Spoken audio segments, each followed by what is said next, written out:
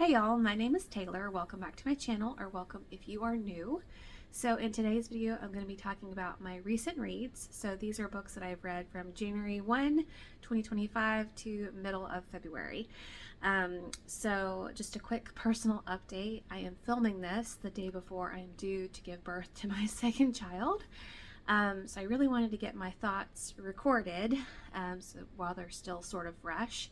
I don't know if I'll be able to edit and upload this before he comes and maybe afterwards, but at least I'll have it filmed and it can sound somewhat coherent, hopefully. So, without further ado, I have, I believe, 8 books to talk to you about. And I'm going to go from my star rating, so lowest to highest. The first book that I am going to discuss, these are at 3-star levels. The first one is Labor with Hope, Gospel Meditations on Pregnancy, Childbirth, and Motherhood by Gloria Furman.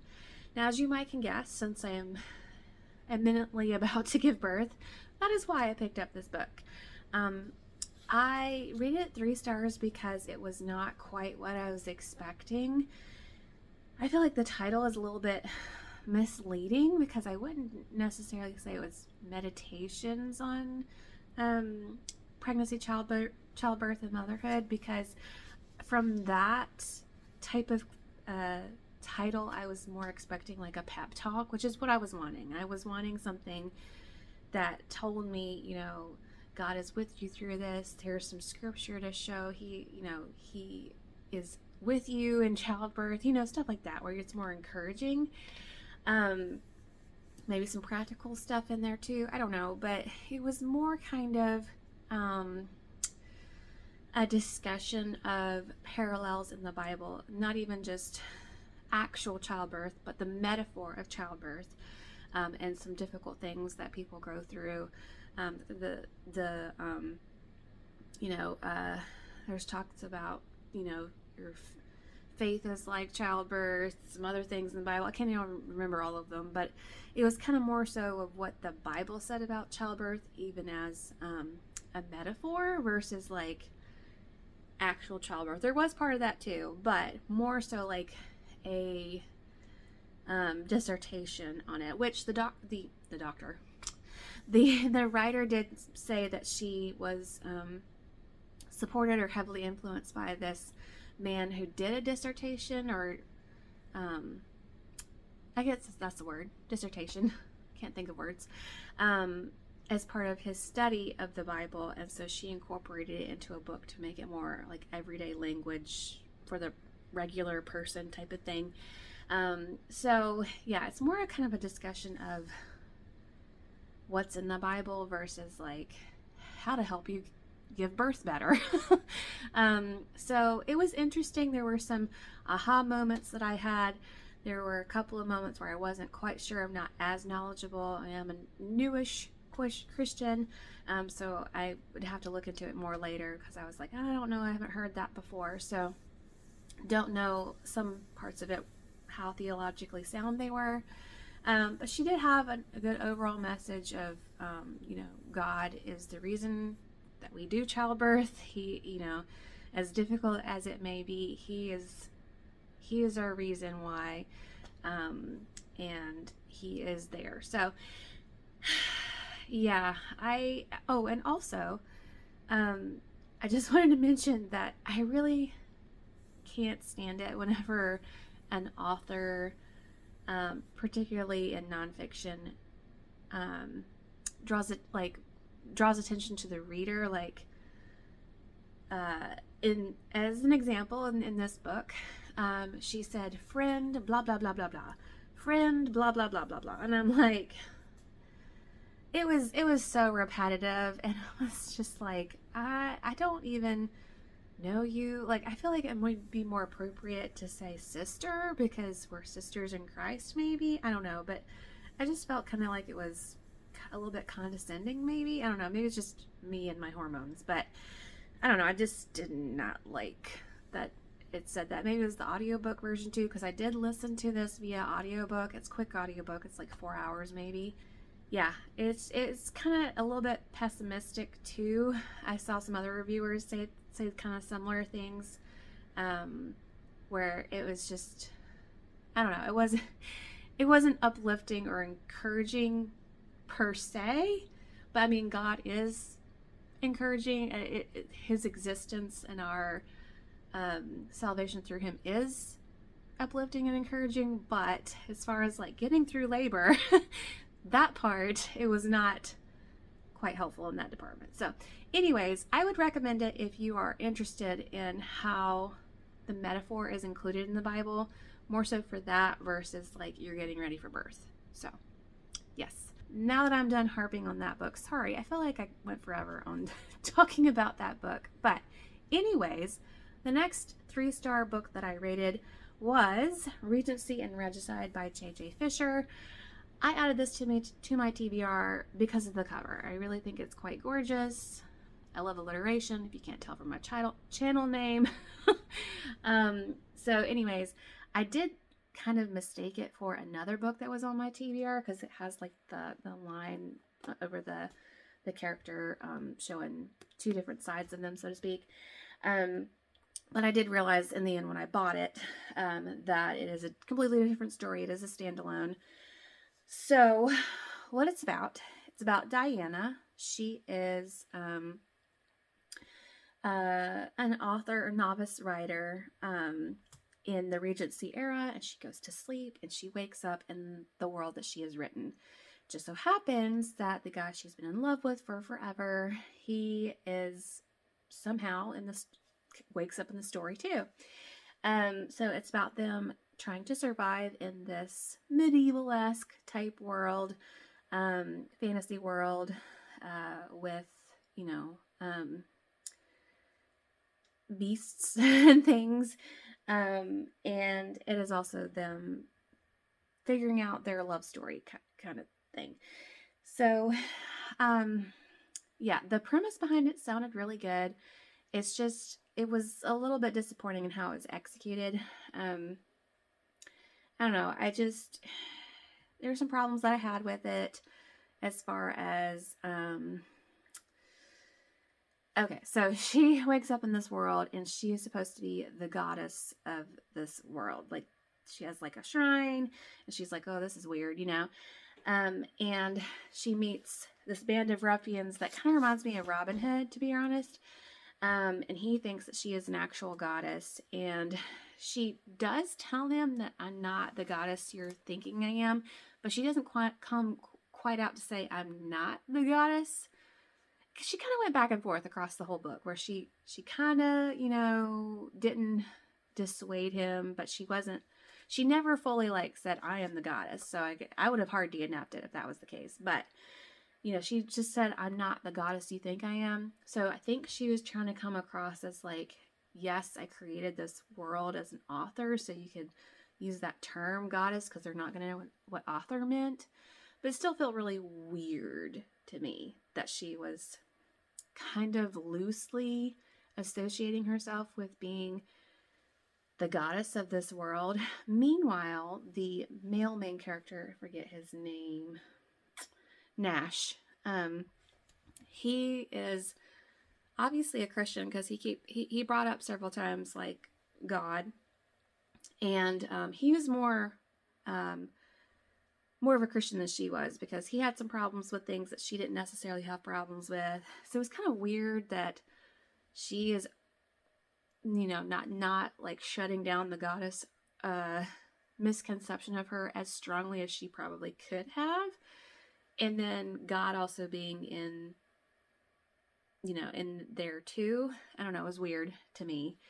And then there is also a witch in here, and she plays a fairly small role. She doesn't really get too deep into the witchcraft, or it's kind of more mentioned, she is a villain tempting the characters, and the guy is no, this is wrong. Witchcraft is evil. God says no. Whereas the girl is oh, maybe it's okay, So in the end, they don't. It's slight spoiler, but I'm telling you this to make you feel better. It's found out that this woman is not someone that they should seek help from. I'll put it that way. But anyways, I did enjoy the world building. There was some jousting thrown in there, which was pretty cool. So like the world building and stuff, that was pretty good. But like the romance was okay. It was okay. Just that those couple of things, especially the goddess thing, particularly irked me. Um, so it's kind of like it's average, maybe a little bit. I don't know. Last book I have in the 3-star section is A Thieving Curse by Selena R. Gonzalez. This is book 1 in the Mermaid Chronicles, and this is a Beauty and the Beast fairy tale retelling, which I typically like. This one is kind of more average for me. This one is about Princess Raylin, and she is engaged to be married to the crown prince in a different realm, or a different kingdom rather, and she is on her way to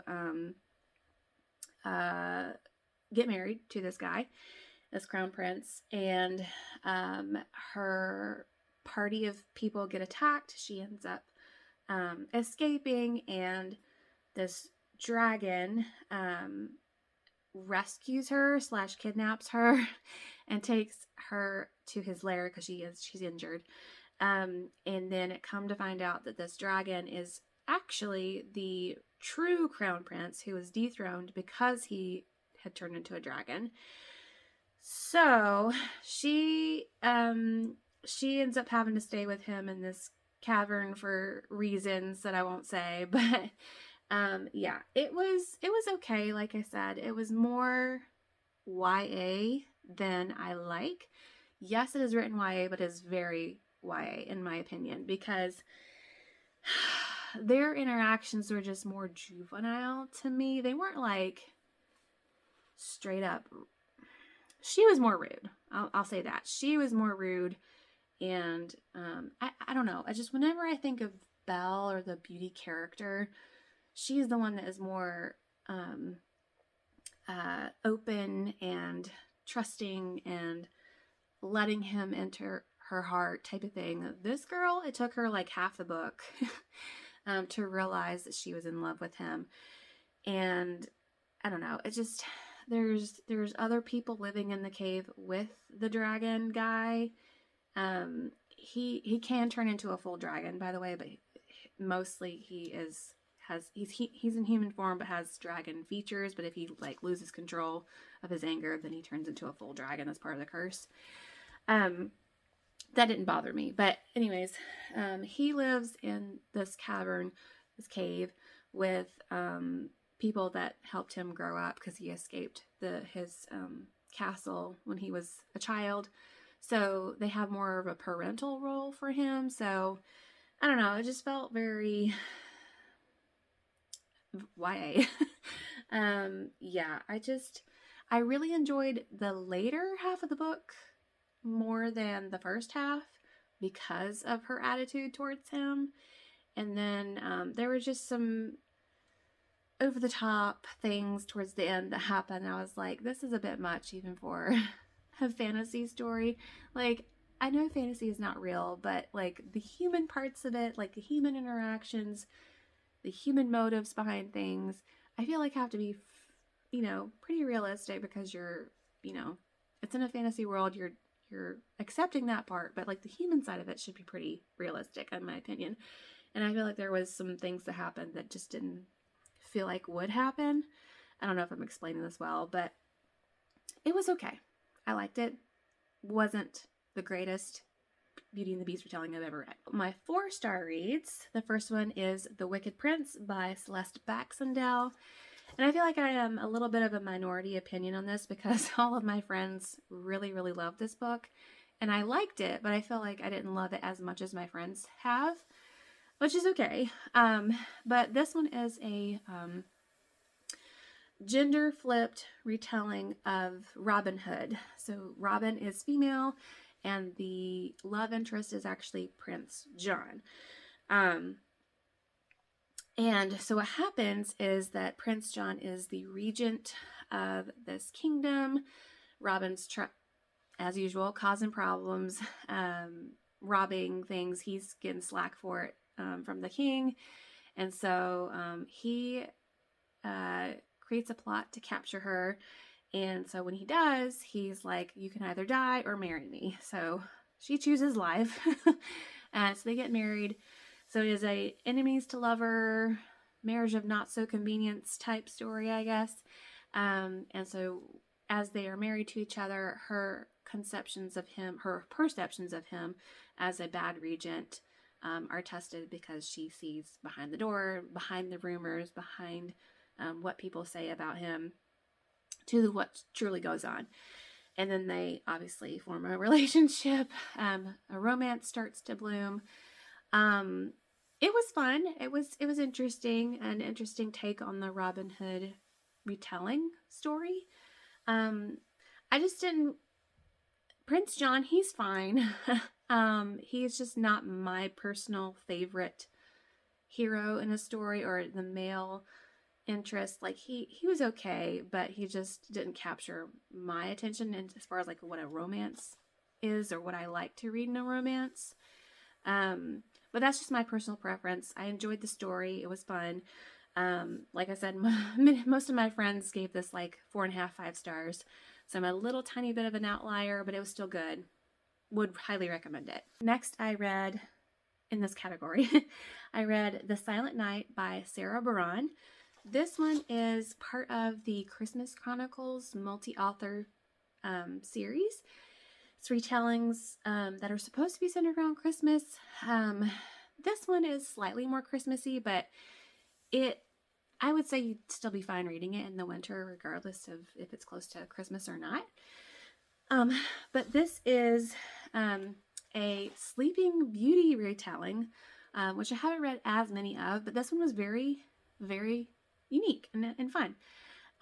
Super short as well, but the main character, which I'm forgetting her name right now, she is cursed by the evil fairy, just like the normal story. But the plot twist in this one is that she actually wakes up at night and then sleeps during the day. So she is conscious for a portion of the day. And the guy, whose name is Nick, I think, like St. Nicholas, he ends up breaking into the castle where she lives to try and get things to sell to help people out, because people in his village are dying of starvation. So he's trying to get money up, because this castle has been closed off for like 100 years or something. And it's just, there's potential in there for money to help other people. And so he runs into her, and so he helps her try to break the curse. So there are little nods to the Christmas parts of lore around St. Nicholas and things like that. And yeah, that was really just interesting. That's the only Christmassy part of it. So like I said, you could totally read this during the winter time. I thought it was really fun. I just finished this book, so it's the last one I have in my 4-star section. It is The Mermaid's Tale by L.E. Richmond. It's the first book in the Chronicles of the Undersea Realm. Love this cover and the sequels cover. Love them so much. I really, really enjoy Little Mermaid retellings, and this one was super fun. It is the most detailed description of what it's like to live under the sea that I have ever read. I really, really appreciated it and am impressed by how well the author, why do I keep saying doctor? I've been to the doctor too much, I guess.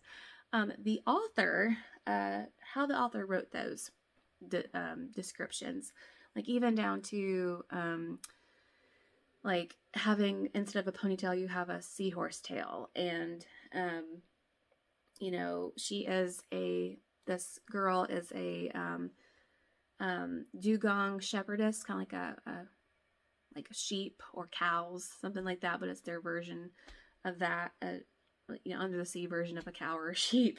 So it was just so detailed in that. But anyways, let me backtrack to what it's about. It is about Lachlan, and she is a descendant of the Little Mermaid, or not per se, but that's who it is.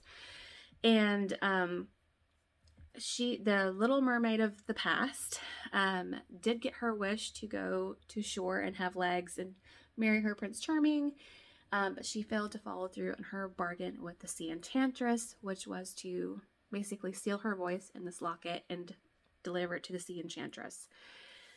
So, Sea Enchantress was not happy about this, so she cursed her descendants. That every generation a Krura is born, which is a mer person that is born with legs instead of a tail. And these people are basically like the most outcast of outcasts in society.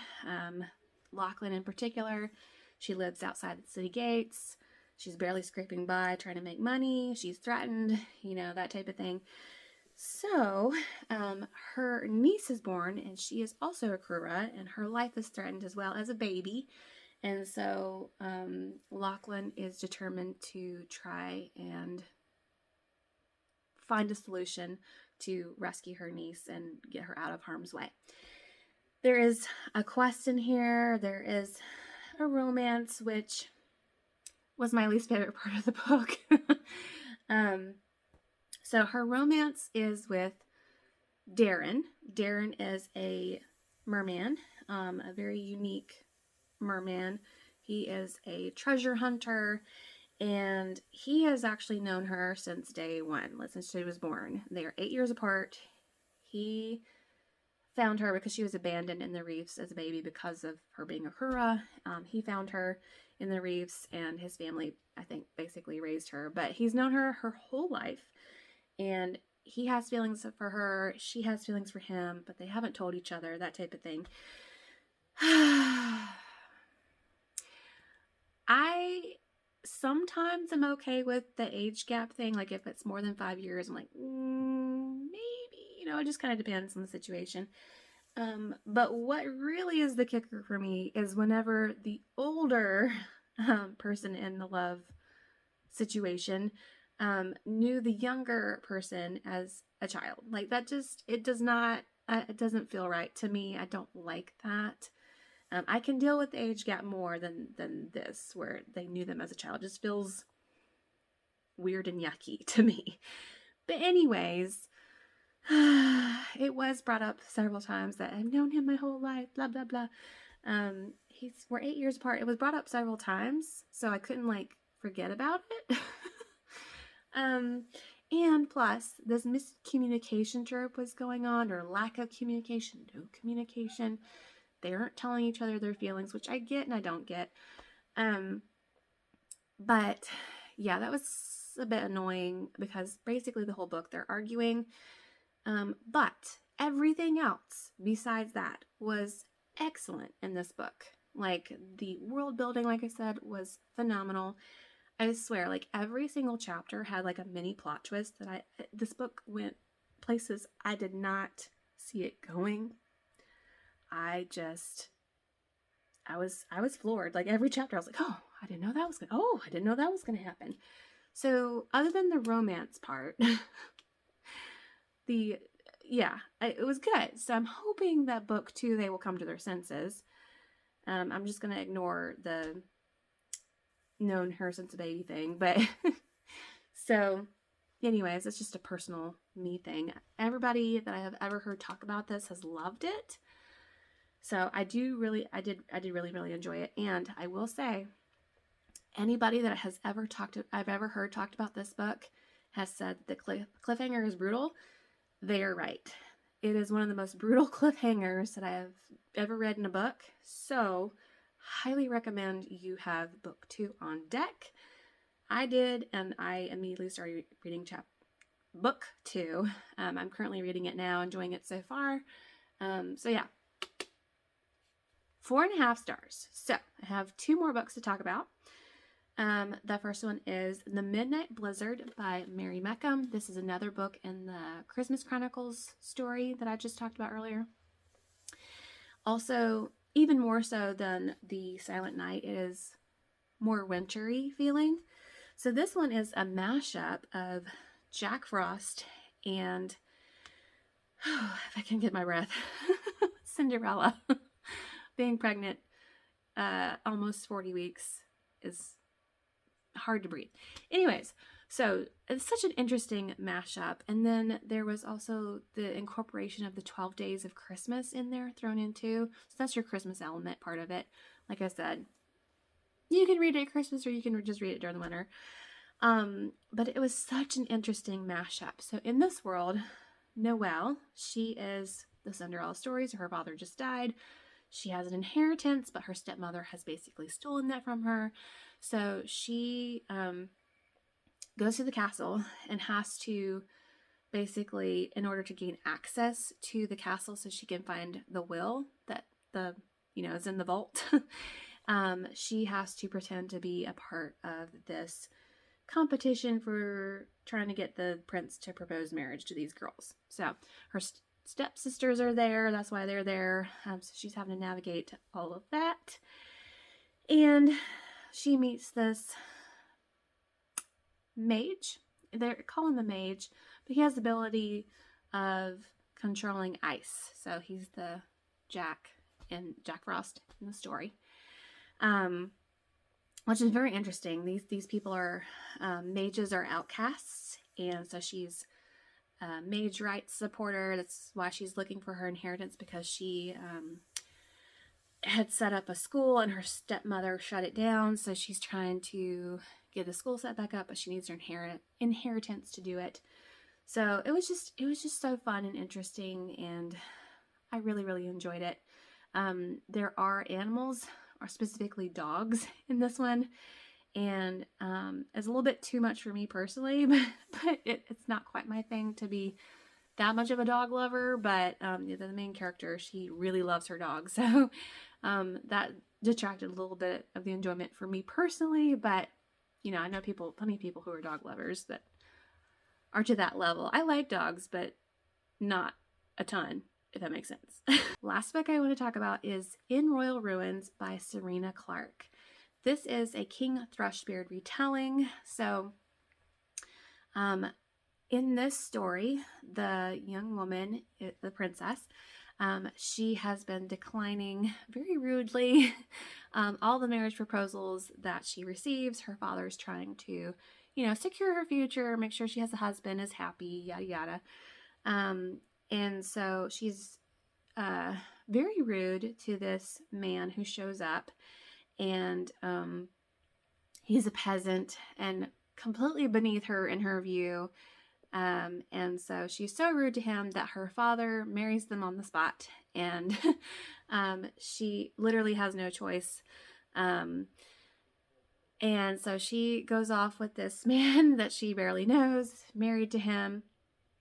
And so they make their way to his kingdom, because he's traveling through, that he was passing through. He was a weary traveler type of thing. So he and her go to this house, this hut, and she has to learn how to be a commoner and how hard it is, and she has to work to survive.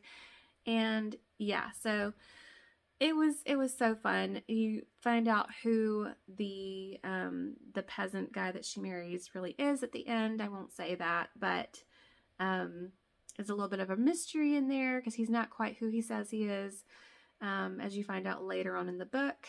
But it was really fun, because King Thrushbeard retellings, the bratty aspect of it is a little off-putting. But in this particular book, you get her thought process of why she is the way she is. And she's kind of more hurting because her first love died, and she's protecting her heart. She never wants to love again, type of thing. So I understand that. So her personal reasoning, like on the outside, if it was just describing her actions, it would have been like, this girl is horrible. Who would want to be attached to her?